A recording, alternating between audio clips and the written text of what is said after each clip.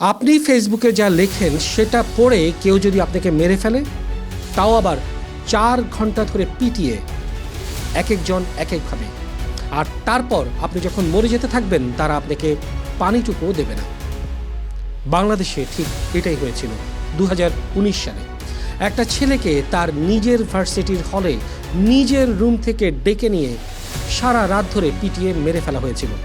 আর ছেলেটার নাম আবরার ফাহাদ, বুয়েটের ছাত্র, বয়স মাত্র 21, আর তার অপরাধ শুধু একটা Facebook post.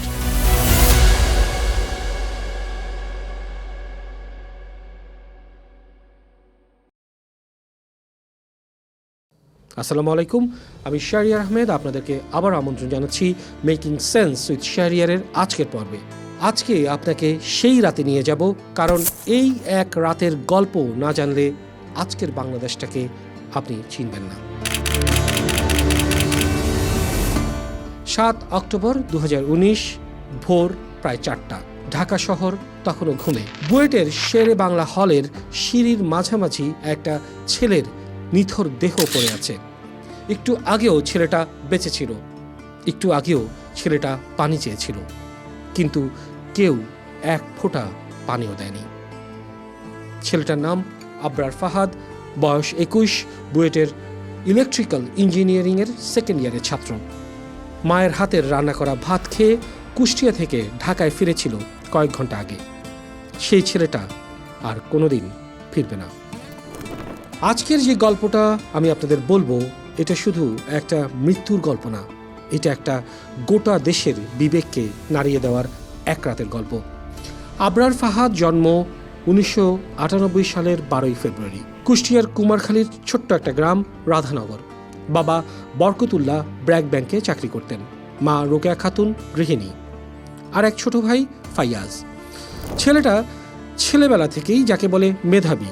Kushtia mission primary, তারপর কুষ্টিয়া জেলা স্কুল, আর তারপর ঢাকা নটরডেম কলেজ, যেখানেই গিয়েছে সেরাদের একজন হয়েছে। এইচএসসির পর ছেলেটার সামনে কয়েকটা দরজা একসাথে খুলে গেল। ঢাকা মেডিকেলে চান্স পেয়েছে, মা চাচ্ছিলেন ডাক্তার হোক, কিন্তু আবরারের স্বপ্ন অন্য জায়গায়। সে চাইছিল ইঞ্জিনিয়ার হতে, আর তাই সে জায়গা করে নিল বাংলাদেশ প্রকৌশল বিশ্ববিদ্যালয়, মানে Bangladesh university of engineering and technology, বুয়েটে। বাংলাদেশের সবচেয়ে কঠিন ভর্তি পরীক্ষা, সেটাতেও সে চান্স পেয়ে গেল। 2017 সালে আবরার বুয়েটের ইইইতে ভর্তি হলো, আর তার থাকার জায়গা হলো শেরে বাংলা হলের রুম নাম্বার 1011। খুব সাধারণ একটা ছেলে, নামাজ পড়তো, মাঝে মাঝে তবলিগের প্রোগ্রামে যেত, আর বাকি সময় বই, পড়াশোনা। রাজনীতি সে করতো না, ছাত্রলীগ না, ছাত্রদল না, শিবির না, কিছু না। আর মজার ব্যাপার কি জানেন, তার বাবা চাচারা আসলে আওয়ামী লীগের সাপোর্টার ছিল। মানে বাড়ির ছেলে সরকার সমর্থক পরিবারের, কিন্তু আবরার নিজে কোনো পলিটিক্যাল প্ল্যাটফর্মে নাম লেখায়নি। সে শুধু একটাই কাজ করত, ফেসবুকে মাঝে মাঝে নিজের মতামত লিখত, দেশ নিয়ে, রাজনীতি নিয়ে, পানি নিয়ে, সীমান্ত নিয়ে। 21 বছরের একটা ছেলে যা দেখত, যা বুঝতো, তাই লিখত, ব্যাস এইটুকুই। এইটুকুই শেষমেশ তার জীবন কেড়ে নিল। এবার আসুন গল্পের সেই অংশে যেখানে সব কিছু পাল্টে গেল। 2019 সালের অক্টোবর মাস, শেখ হাসিনা সরকার তখন ক্ষমতায়। প্রধানমন্ত্রী ভারত সফরে গিয়েছিলেন, ফিরে এসেছিলেন কয়েকটা চুক্তি স্বাক্ষর করে। গ্যাসের চুক্তি, ফেনী নদীর পানির চুক্তি, ভারতকে বাংলাদেশের বন্দর ব্যবহার করতে দেওয়ার চুক্তি। দেশের অনেকেই এই চুক্তিগুলোকে ভালো চোখে দেখেনি। অনেকে মনে করেছিলেন বাংলাদেশ ভারতকে অনেক কিছু দিচ্ছে, কিন্তু বিনিময়ে কি পাচ্ছে। 5 অক্টোবর শনিবার, আবরার তখন কুষ্টিয়ায় নিজের বাড়িতে। সে তার ফেসবুকে একটা স্ট্যাটাস লিখল, লম্বা স্ট্যাটাস, যুক্তি দিয়ে লিখল। সে লিখল, 1947 সালে দেশভাগের পর যখন পশ্চিম পাকিস্তানের কোনো সমুদ্র বন্দর ছিল না, তখন ভারতের কাছে কলকাতার বন্দর ব্যবহারের অনুরোধ করা হয়েছিল, ভারত দেয়নি। আজ সেই ভারতই বাংলাদেশের মংলা বন্দর ব্যবহার করতে চাচ্ছে। ফেনী নদীর পানি নিয়ে লিখল, ভারতের নিজের রাজ্যগুলো যেখানে কাবেরী নদীর পানি নিয়ে নিজেদের মধ্যে মারামারি করে, সেখানে আমরা 1.5 লক্ষ ঘনমিটার পানি ফেনী থেকে ভারতকে দিয়ে দিচ্ছি। তার স্ট্যাটাসটা ভাইরাল হয়ে গেল কয়েক ঘন্টার মধ্যে, আর সেই স্ট্যাটাস বুয়েটের শেরে বাংলা হলের ছাত্রলীগ নেতাদের চোখেও পড়ল। তারা ঠিক করলো এই ছেলেকে শিক্ষা দিতে হবে, উচিত শিক্ষা। এখানে একটা কথা স্পষ্ট করে বলেনি, যা এরপরে ঘটেছে সেটা কোনো হঠাৎ ঘটা ঘটনা ছিল না, কোনো রাগের মাথায় ঘটে যাওয়া দুর্ঘটনাও ছিল না। এটা ছিল পরিকল্পিত, ঠান্ডা মাথায় পরিকল্পনা।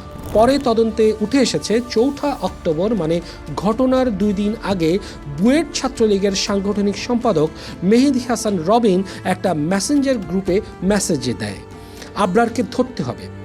আরেকজন অমিত সাহা, ছাত্রলীগের উপ আইন সম্পাদক, সে বলে একটু অপেক্ষা করো, ছেলেটা এখন বাড়িতে, হলে ফিরুক তারপর।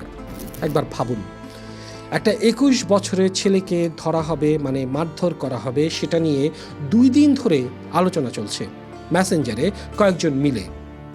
কোনো লুকোছাপা না, কোনো সংকোচ না, যেন স্বাভাবিক একটা ঘটনা।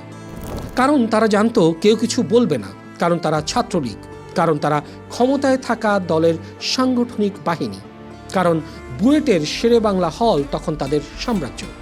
আর সেই হলে 2011 নম্বর রুম, ছাত্ররা যাকে বলে টর্চার সেল, সেটা ছিল তাদের রাজত্বের প্রতীক। 6 অক্টোবর রবিবার সকাল আবরার কুষ্টিয়ায় মায়ের হাতের ভাত খেয়ে বাসে উঠল। তার মা তাকে বাস স্ট্যান্ডে এগিয়ে দিলেন। সেই তার শেষ দেখা। মা আর কোনোদিন তার ছেলেকে জীবিত দেখবেন না। আবরার ঢাকায় পৌঁছলো বিকেলে, সরাসরি হলে গেল, নিজ রুম 1011-তে। 5টার দিকে মাকে ফোন করলো, মা আমি পৌঁছে গেছি, চিন্তা করো না। সেটাই মায়ের সাথে আবরারের শেষ কথা। রুমে গিয়ে কাপড় পাল্টালো, হয়তো পরীক্ষার নোটগুলো একবার দেখলো, বাড়ি থেকে আনা টিফিন বাটিটা পাশে রাখলো। 10 দিন বাড়ি থেকে এসে সবে ব্যাগটা গুছিয়ে রেখেছে। রাত 8টা, দরজায় টোকা পড়লো। বাইরে দাঁড়িয়ে আছে কয়েকজন সিনিয়র ছাত্রলীগের নেতারা। তারা বলল, তোমাকে একটু আসতে হবে, 2-1টা কথা আছে, ফোন আর ল্যাপটপটাও নিয়ে এসো। আবরার বুঝলো না হয়তো কি হতে যাচ্ছে, বা হয়তো বা বুঝলো, কিন্তু না বলার তো কোনো উপায় ছিল না। হলের নিয়ম, সিনিয়র ডাকলে যেতেই হবে, সেটা না বলার অধিকার কারণেই। ফোন আর ল্যাপটপ হাতে নিল, দরজা বন্ধ করে বের হয়ে গেল। সিসিটিভি ফুটেজে দেখা যায় রাত 8টা 13 আবরার করিডোর দিয়ে হাঁটছে, পেছনে আরও 2-3 জন। সিঁড়ি বেয়ে দোতলায় উঠছে, 2011 নম্বর রুমের সামনে গিয়ে থামছে। সেটাই আবরার ফাহাদের নিজের পায়ে হাঁটার শেষ ফুটেজ। ওই রুমের ভিতরে এরপরে যা ঘুরতে যাচ্ছিল সেটা 21 বছরের একটা ছেলে কল্পনাও করতে পারেনি। রুমে ঢোকার পর কি হয়েছিল সেটা আমরা আদালতের নথিতে, স্বীকারোক্তিতে আমরা পরে জানতে পেরেছি, তাদের জবানবন্দি থেকেই। আমি এখন আপনাদেরকে সংক্ষিপ্তভাবে সেই ঘটনাটা বলবো, কারণ 21 বছরের একটা ছেলের সাথে শেষ 7 ঘন্টা যেটা হয়েছে সেটা বিস্তারিত বলার মতো না। আবরারের কাছ থেকে প্রথম ফোন আর ল্যাপটপ নেওয়া হলো। মুস্তফা, রফিদ আর তানভীর তারা ফোন চেক করছিল। মুনতাসির আল জেমি ল্যাপটপ চেক করছিল। ফেসবুক পোস্টটা পেল, তারপর মেসেঞ্জার ঢুকলো, দেখতে পেল আবরার মাঝে মাঝে কিছু ইসলামিক গ্রুপের পোস্ট শেয়ার করেছে। ব্যাস, তারা ধরে নিল আবরার শিবিরের কর্মী, কোনো প্রমাণ ছাড়া, কোনো অনুসন্ধান ছাড়া, শুধু একটা সন্দেহের ভিত্তিতে। মেহেদী হাসান রবিন প্রথম আঘাত করলো, থাপ্পড়। তারপর শামসুল আরেফিন রাফাত একটা ক্রিকেট স্ট্যাম্প নিয়ে এলো, যেটা দিয়ে শুরু হলো প্রথম নির্যাতন। ইফতি মোশাররফ সকাল সেই স্ট্যাম্প দিয়ে এমনভাবে মারল যে স্ট্যাম্পটাই ভেঙে গেল, ভেঙে 2 টুকরো। কিন্তু ওরা থামলো না, ভাঙা স্ট্যাম্পের টুকরো ব্যবহার করলো। অনেক সরকার আরেকটা স্ট্যাম্প নিয়ে আসলো, হাঁটুতে, পায়ে, হাতে, পায়ের পাতার তলায় যেখানে সম্ভব সেখানে মারতে লাগলো। কেউ একটা স্কিপিং রোপ নিয়ে এলো, হ্যাঁ, লাফানোর দড়ি, তা দিয়ে চাবুকের মতো মারতে লাগলো। আবরার মাটিতে লুটিয়ে পড়লো, উঠতে পারছিল না। ইফতি মোশাররফ তাকে জোর করে দাঁড় করিয়ে দিয়ে আবার মারল। মামলার চার্জশিটে লেখা আছে প্রথম দফায় 50 থেকে 60 বার তাকে মারা হয়েছিল। তারপর আবরার বমি করতে লাগলো, প্রস্রাব করে দিল কাপড়ে। কিন্তু ওরা থামলো না, আবার মারল, আরও 40 থেকে 50 বার। আবরার বারবার পানি চাইল। ছাত্রলীগের নেতারা তাকে 1 ফোঁটাও পানি দেয়নি। রাত প্রায় 10:30। আবরারের তখন বসার শক্তিও নেই, মেঝেতে পড়ে আছে। ইফতি মোশাররফ তার মাথার নিচে 2টা বালিশ গুজে দিল যেন একটু আরাম হয়। যে ছেলেটাকে 4 ঘন্টা ধরে মেরেছে তার মাথার নিচেই বালিশ দিচ্ছে। চিন্তা করুন দৃশ্যটা। রাত প্রায় 12টা। আবরার শ্বাস নিতে পারছে না, বমি করছে বারবার। তখন তারা তাকে 2011 থেকে অন্য রুমে 2005-এ নিয়ে গেলেন। সেখানে অমিত শাহ বলল, আরেকটু মারলে আরও তথ্য পাওয়া যাবে। তথ্য? 21 বছরের একটা ছেলেকে 4-5 ঘন্টা ধরে পিটিয়েছে, তবু তাদের তথ্য চাই। কিন্তু কিছুক্ষণ পরে তারাও বুঝলো ছেলেটার অবস্থা ভালো না, এবং সেটা সিরিয়াসলি ভালো না। একজন প্রত্যক্ষদর্শী পরে বিবিসিতে বলেছে, রাত 2টার দিকে আমি আবরারকে দেখি 2005 রুমে, তখনও সে বেঁচে ছিল। জুনিয়র কয়েকজনকে নিয়ে আমি তাকে নিচে নামাতে শুরু করি। সে তখনও বলছিল, আমাকে দ্রুত হাসপাতালে নিয়ে যাও। ছেলেটা বেঁচে থাকতে চাইছিল শেষ মুহূর্ত পর্যন্ত। রাত প্রায় 3টা। ছাত্রলীগের ছেলেরা এতক্ষণে বুঝে গেছে পরিস্থিতি হাতের বাইরে। একটা ম্যাট্রেসে করে আবরারকে নিচতলায় নামালো। কেউ একজন অ্যাম্বুলেন্স ডাকলো, কিন্তু দেরি হয়ে গেছে। আবরারের নিঃশ্বাস ক্ষীণ থেকে ক্ষীণতর। তামিম নামের একজন বুয়েট মেডিকেল সেন্টার থেকে একজন ডাক্তার নিয়ে এলো। ডাক্তার মাসুক এলাহি এসে আবরারকে পরীক্ষা করলেন। তার নাড়ি নেই। আবরার ফাহাদ মৃত। রাত আনুমানিক 3টার দিকে আমি স্টুডেন্টের পক্ষ থেকে একটা কল পাই ল্যান্ড ফোনে, এবং আমাকে বলে যে একজন ছাত্র খুব অসুস্থ, আপনি একটু তাড়াতাড়ি হলে আসেন। অ্যাম্বুলেন্সে করে আমি শেরেবাংলা হলে যাই। যাওয়ার পরে আমি শেরেবাংলা হলের প্রথম তলা এবং দ্বিতীয় তলার মাঝখানে সিঁড়িতে আবরার ফাহাদকে ওখানে রেখে রাখা সহ অবস্থায় দেখতে পাই। পরে আমি তাকে পরীক্ষা নিরীক্ষা করার পর আমি দেখতে পাই যে সে মৃত। এবং পরীক্ষার সময় তার যখন পালস, ব্লাড প্রেশার যখন চেক করি, তো তখন দেখি যে তার শরীরের মধ্যে অনেক আঘাতের চিহ্ন। তারপর এখানে তার কাপড় চোপড়ও দেখলাম যে ভিজা, এবং পুরা শরীর তার একদম ঠান্ডা হয়ে গেছে। সময় তখন রাত প্রায় 3টে। ছেলেটাকে শেরেবাংলা হলের সিঁড়ির প্রথম তলা আর দ্বিতীয় তলার মাঝামাঝি জায়গায় শুয়ে রাখা হলো। পুলিশ এসেছিল আগেই 3টার দিকে, কিন্তু হলে ঢুকতে দেওয়া হয়নি। প্রথমে চলে যেতে বাধ্য হয়েছিল। রাত 3:30টায় বুয়েটের student welfare director professor Mizanur Rahman হলে আসেন। সিসিটিভি ফুটেজে দেখা যায় তিনি আবরারের নিথর দেহের পাশে দাঁড়িয়ে অভিযুক্তদের সাথে কথা বলছেন। কথা শেষ করে চলে গেলেন। পরদিন সকালে বললেন, আমি কিছুই জানতাম না। সকাল 4টার দিকে পুলিশ আবার আসলো, এবার হলে ঢুকতে দিল। লাশ উদ্ধার হলো, ঢাকা মেডিকেল কলেজ হাসপাতালে নিয়ে যাওয়া হলো। সকাল 6:30টার দিকে ডাক্তাররা অফিসিয়ালি ঘোষণা করলেন, আবরার ফাহাদ আর নেই। ময়নাতদন্তে যা পাওয়া গেছে শুনলে আপনাদের গা শিউরে উঠবে। শরীরের ভেতরে এমন একটা জায়গা নেই যেখানে রক্ত জমাট বাঁধেনি। ব্রুট ফোর্স ট্রমা, অর্থাৎ একটানা ভারী জিনিস দিয়ে মার। ময়নাতদন্তকারী ডাক্তার সোহেল মাহমুদ বলেছিলেন, পুরো শরীর কালশিটের দাগে ভরেছিল। চকবাজার থানা থেকে আবরার ফাহাদ নামে একটি ডেড বডি আমাদের মর্গে আসে। স্টুডেন্ট আমরা জানতে পারছি পুলিশের মাধ্যমে। আমরা তার ময়নাতদন্ত এই মাত্র শেষ করলাম। ময়নাতদন্তকালে তার বডিতে আমরা যে ইঞ্জুরিগুলো পাই তার সমস্ত শরীরে আমরা মায়ের আঘাতের চিহ্ন পাইছি, এবং আমরা তার পোস্টমর্টম করার পর আমরা দেখলাম যে এই জিনিসগুলো প্রাণ পোস্ট ইঞ্জুরির জন্য হয়েছে মায়েরগুলো, এবং ওই মায়ের আঘাতের জন্য সে মারা গেছে। 21 বছরের একটা ছেলের শরীর, যে ছেলেটা মাত্র কয়েক ঘন্টা আগে মায়ের সাথে ফোনে কথা বলছিল। 7ই অক্টোবর সকাল খবরটা ছড়িয়ে পড়ল, প্রথমে বুয়েট ক্যাম্পাসে, তারপর সোশ্যাল মিডিয়ায়, তারপর পুরো দেশে। বুয়েটের ছাত্ররা পরীক্ষার হলে গেল না, ক্লাসে গেল না, তারা রাস্তায় নামলো। হাতে হাতে একটাই দাবি, বিচার চাই। ঢাকা বিশ্ববিদ্যালয়, জাহাঙ্গীরনগর, রাজশাহী, চট্টগ্রাম, শাহজালাল, একে একে সব ক্যাম্পাসে আগুনের মতো প্রতিবাদ ছড়িয়ে পড়ল। ফেসবুক, টুইটার, ইউটিউব হ্যাশট্যাগে ছেয়ে গেল জাস্টিস ফর আবরার। তখন বাংলাদেশের সবচেয়ে বেশি ব্যবহৃত হ্যাশট্যাগ ছিল জাস্টিস ফর আবরার। আবরারের বাবা বরকতুল্লাহ, যিনি নিজে আওয়ামী লীগ সমর্থক ছিলেন, তিনি 7ই অক্টোবর চকবাজার থানায় মামলা করলেন নাম ধরে 19 জনের বিরুদ্ধে। পুলিশ সিসিটিভি ফুটেজ দেখল, প্রথম দিনেই গ্রেফতার হলো 13 জন। বুয়েটের ছাত্রলীগের সাধারণ সম্পাদক মেহেদী হাসান রাসেল তাদের মধ্যে অন্যতম। 8ই অক্টোবর পরিস্থিতি আরও উত্তপ্ত। বুয়েটের ভিসি প্রফেসর সাইফুল ইসলাম ক্যাম্পাসে আসতেই পারলেন না। ছাত্ররা ঘিরে ধরল। 11ই অক্টোবর ঘটনার ঠিক 5 দিন পর ভিসি ছাত্রদের সামনে এসে দাঁড়ালেন।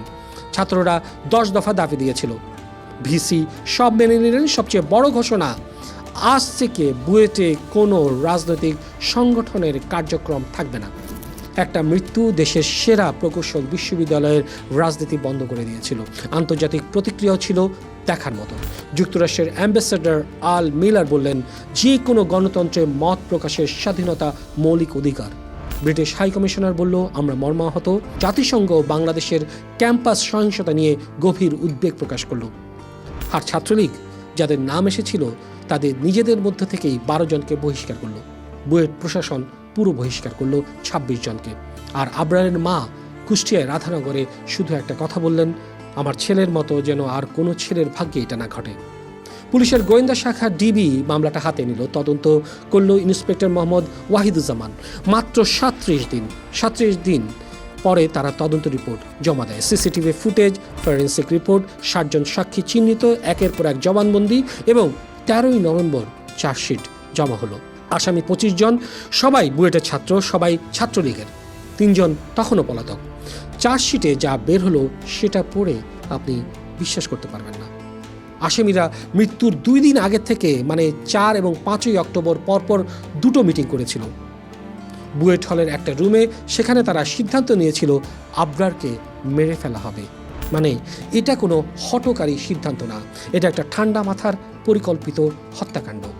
কোভিড-19 এসে গেল 2020-এ এবং বিচার একটু পিছিয়ে গেল। বিচারক নিজেও কোভিডে আক্রান্ত হলেন, কিন্তু থামলেন না। 8ই ডিসেম্বর 2021 ঢাকা দ্রুত বিচার ট্রাইব্যুনাল 1 বিচারক আবু জাফর মোহাম্মদ কামরুজ্জামান ঐতিহাসিক রায় ঘোষণা করলেন। সেখানে 20 জনের ফাঁসি, 5 জনের যাবজ্জীবন, প্রত্যেককে 50,000 টাকা জরিমানা। বিচারক বললেন, এমন বর্বরতার পুনরাবৃত্তি যেন না ঘটে, সেজন্যই এই সর্বোচ্চ শাস্তি। এই ধরনের ঘটনা যেন কোনো হলে, বিশ্ববিদ্যালয়, মাদ্রাসায় এবং বাংলাদেশের কোনো জায়গায় কোনো শিক্ষা প্রতিষ্ঠান সহ রাস্তাঘাট কোনো জায়গায় যেন এরকম কোনো ঘটনা হয়। এভাবে যদি পিটিয়ে নিষ্ঠুরভাবে যদি হত্যা করে, তার জন্য কি নির্মম শাস্তি অপেক্ষা করে, মাননীয় আদালত সেই শাস্তি এবং রায় আজকে ঘোষণা করেছেন। বাংলাদেশের ইতিহাসে এক মামলায় 20 জনের ফাঁসির রায়, এটা প্রায় নজিরবিহীন। কিন্তু গল্পটা তখনও শেষ হয়নি। রায় হয়ে গেছে, কিন্তু ফাঁসি কার্যকর হয়নি। বাংলাদেশ আইনে নিম্ন আদালত যদি ফাঁসির রায় দেয়, সেটা হাইকোর্টের অনুমোদন ছাড়া কার্যকর করা যায় না। কেস ফাইল হাইকোর্টে গেল 2022-এর জানুয়ারিতে। আসামিরা আপিল করলো। তারপর শুরু হলো দীর্ঘ অপেক্ষা। আর এই অপেক্ষার মধ্যেই ঘটল 5ই আগস্ট 2024, বাংলাদেশের ইতিহাসে আরেকটা ঐতিহাসিক দিন। 6ই আগস্ট 2024 গাজীপুরের কাশিমপুর হাই সিকিউরিটি কারাগার থেকে দেয়াল ভেঙে পালিয়ে গেল 200-রও বেশি কয়েদি, যাদের মধ্যে 87 জন ছিল মৃত্যুদণ্ডপ্রাপ্ত। পলাতকদের একজন মুনতাসির আল জেমি, আবরার ফাহাদ হত্যাকাণ্ডের মামলায় মৃত্যুদণ্ড আসামি। আর সবচেয়ে অদ্ভুত ব্যাপার কি জানেন? এই পালানোর খবর আবরারের পরিবার জানতে পারল 6 মাস পর, 2025-এর ফেব্রুয়ারিতে। আবরারের ছোট ভাই ফাইয়াজ 2022-এ একই বুয়েটে ভর্তি হয়েছিল, একই হলে থাকতো। সে বলল, 6 মাস ধরে আমরা জানতাম না যে আসামি জেল থেকে পালিয়ে গেছে। এখনও 4 জন পলাতক, মুস্তফা রশিদ, ইতাশামুল রাব্বি তানিম এবং মোর্শেদুজ্জামান জিশান আর মুনতাসির আল জেমি। 16 মার্চ 2025 হাইকোর্ট নিম্ন আদালতের রায় বহাল রাখলেন। 20 জনের ফাঁসি বহাল, 5 জনের যাবজ্জীবন বহাল। অ্যাটর্নি জেনারেল সেদিন আদালতের বাইরে বললেন, মাও সেতুংয়ের একটা কথা মনে পড়ছে, কিছু মৃত্যু পাহাড়ের চেয়ে ভারী, কিছু মৃত্যু পালকের চেয়ে হালকা। আবরারের মৃত্যু আমাদের জন্য পাহাড়ের চেয়ে ভারী। মাও সেতুংয়ের মতো যদি বলতে হয়, কোনো কোনো মৃত্যু থাই পাহাড়ের মতো ভারী, কোনো কোনো মৃত্যু পাখির পালকের মতো হালকা। আবরার ফাহাদের মৃত্যু আমাদের জাতীয় জীবনে থাই পাহাড়ের মতো ভারী হয়ে আছে।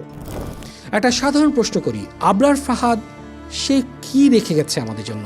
একটা ফেসবুক স্ট্যাটাস, 300-র মতো শব্দ, একটা ছবি যেটা এখন প্রায় প্রতিটা প্রতিবাদে দেখা যায়। আর একটা প্রশ্নটা হলো, এই দেশে মত প্রকাশের স্বাধীনতা কতটুকু আছে? 2024-এর জুলাইয়ের গণঅভ্যুত্থানের সময় যখন হাজার হাজার ছাত্র রাস্তায় নেমেছিল, আবরার ফাহাদের ছবি ছিল সবার হাতে। তার মুখ শুধু এক ছাত্রের মুখ না, হয়ে গিয়েছিল একটা প্রজন্মের সাহসের প্রতীক। সরকার পরিবর্তনের পর অন্তর্বর্তী সরকার আবরার ফাহাদকে স্বাধীনতা পুরস্কার দিয়ে সম্মানিত করেছে, বাংলাদেশের সর্বোচ্চ বেসামরিক সম্মাননা।